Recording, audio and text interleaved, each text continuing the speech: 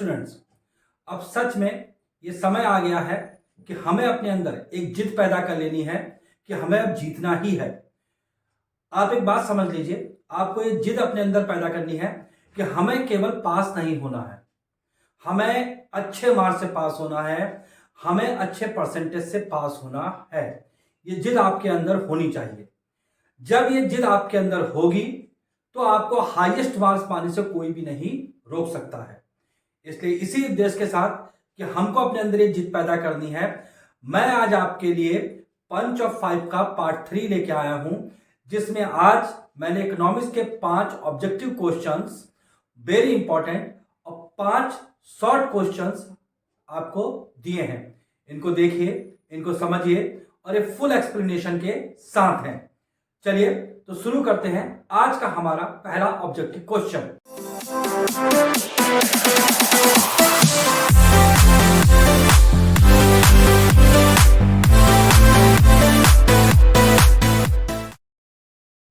Students, आज का हमारा पहला ऑब्जेक्टिव क्वेश्चन है, with a rise in real national income welfare of the people.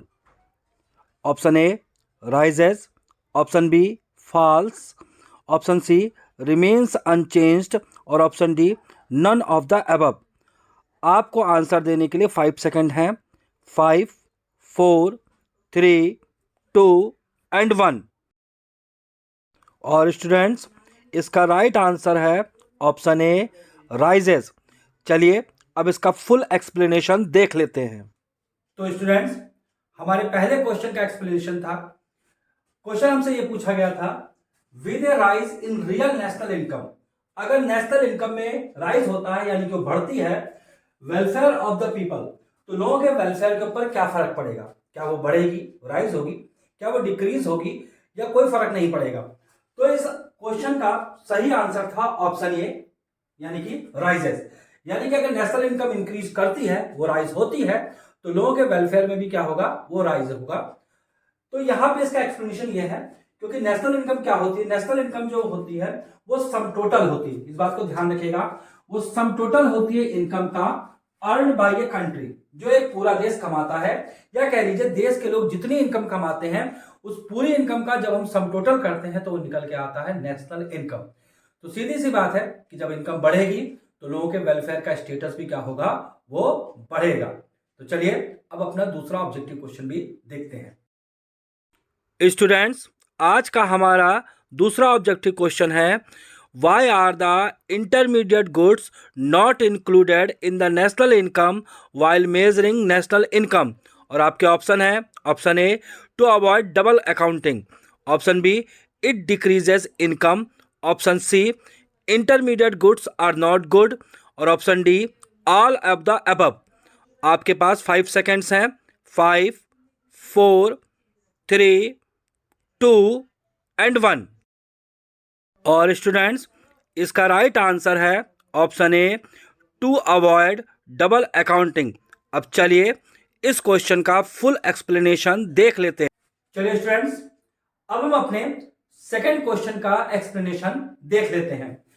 Second question ये पूछा गया था, why are the intermediate goods, ध्यान दीजिएगा यहां पे बात की जा रही है इंटरमीडिएट गुड्स की।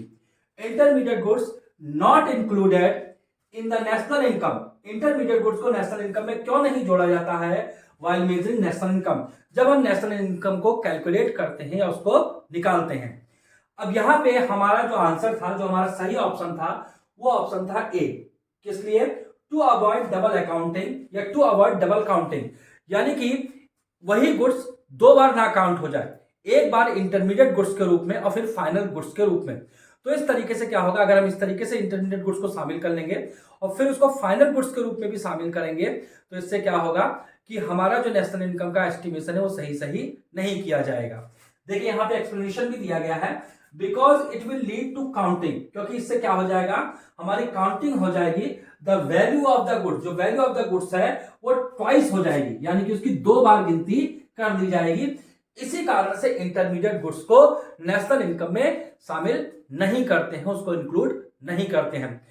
थोड़ा सा और एक्सप्लेनेशन मैं इसको करता हूं कि यहां पे बता दूं कि इकोनॉमिक्स में 2 तरह की गुड्स होती हैं। एक फाइनल गुड्स, ये फाइनल गुड्स ही नेशनल इनकम में इंक्लूड की जाती है। इसी फाइनल गुड्स को फिनिश गुड्स कहते हैं। ये हमेशा क्या होती है, ये रेडी फॉर कंजम्पशन होती है, यानी कि यही हमारे कंजम्पशन के लिए तैयार रहती है, जिसको नेशनल इनकम में इंक्लूड किया जाता है। दूसरी होती है हमारी इंटरमीडिएट गुड्स होती है। इसे क्या होता है, इसे अभी कंजम्पशन के लिए जो गुड्स अभी रेडी नहीं है और जिसे अभी फर्दर प्रोडक्शन के लिए उसको यूज किया जाएगा, उसको हम क्या बोलते हैं, उसको हम इंटरमीडिएट गुड्स बोलते हैं। तो स्टूडेंट्स चलिए अब हम अपने थर्ड क्वेश्चन का एक्सप्लेनेशन देखते हैं। स्टूडेंट्स हमारा तीसरा ऑब्जेक्टिव क्वेश्चन है, GDP is not an appropriate indicator of welfare because. आपका ऑप्शन ए है एक्सटर्नलिटीज, ऑप्शन बी है composition of GDP and distribution of GDP, option C है नॉन मॉनेटरी ट्रांजैक्शंस और ऑप्शन डी है all of the above. आपके पास answer देने के लिए 5 सेकेंड्स हैं। 5, 4, 3, 2 एंड 1। और स्टूडेंट्स इसका राइट आंसर है option D, all of the above. अब चलिए इसका फुल एक्सप्लेनेशन देख लेते हैं। चलिए स्टूडेंट्स आज का हमारा थर्ड ऑब्जेक्टिव क्वेश्चन है, GDP is not an appropriate indicator. GDP जो है एक एप्रोप्रिएट इंडिकेटर नहीं है ऑफ वेलफेयर। किसका? वेलफेयर का। यहां पे वेलफेयर की बात हो रही है कि लोगों के वेलफेयर की बात हो रही है, कि किस तरीके से लोगों का वेलफेयर की बात कर रहा है, वो कंट्री के वेलफेयर की बात नहीं कर रहा है। तो यहां पे कह रहा है कि GDP is not an appropriate indicator of welfare because, वो वेलफेयर का इंडिकेटर नहीं है। क्यों नहीं है?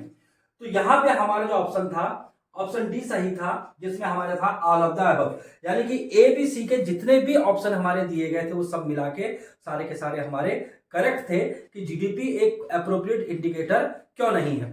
चलिए इसका एक्सप्लेनेशन देखते हैं। यहां पे एक्सप्लेनेशन ये है कि GDP is not perfect measure. GDP जो है वो सटीक तरीके से नहीं मेजर करता है ऑफ वेलबींग। किसी के वेलबींग को जीडीपी मेजर नहीं करता है, बल्कि वो कंट्री को मेजर करता है, वो कंट्री की ग्रोथ को मेजर करता है, ना कि किसी पार्टिकुलर पर्सन की ग्रोथ को वो मेजर करता है। तो जीडीपी अगर हम किसी पर्सन के लिए कहा जाए तो किसी पर्सन के वेलबींग को मेजर नहीं करता है। एक और एक्सप्लेनेशन है यहाँ पे, GDP is collected at current और नॉमिनल प्राइस, क्योंकि हम जीडीपी को करंट और नॉमिनल प्राइस पे मेजर करते हैं। So we can not compare two periods. तो इस तरीके से क्या कर सकते हैं, हम दो पीरियड को कंपेयर नहीं कर सकते हैं। मान लीजिए हमारे पास ईयर है 21-22 और ईयर है 22-23। तो यहां पे दो पीरियड्स हैं हमारे, जिनको हम क्या कर सकते हैं, जीडीपी के थ्रू कंपेयर नहीं कर सकते हैं, जब तक कि हम क्या करें, जब तक उसमें हम इन्फ्लेशन का उसमें क्या करें, उसमें एडजस्टमेंट ना कर लें। यही मेरा एक्सप्लेनेशन भी है, we can not compare two periods without making adjustment for inflation. जब तक इन्फ्लेशन का एडजस्टमेंट नहीं कर लेंगे तब तक हमें क्या करेगा, जीडीपी सही पिक्चर नहीं देगा। किसके लिए? वेलबींग के लिए। तो चलिए अब अपना हम फोर्थ क्वेश्चन देखते हैं। स्टूडेंट्स आज का हमारा फोर्थ ऑब्जेक्टिव क्वेश्चन है, increases in stock of capital is known as. Option A capital loss, option B capital profit, option C capital formation and option D none of the above. आपके पास answer देने के लिए 5 seconds हैं। 5, 4, 3, 2 and 1। Students इस question का right answer है option C capital formation.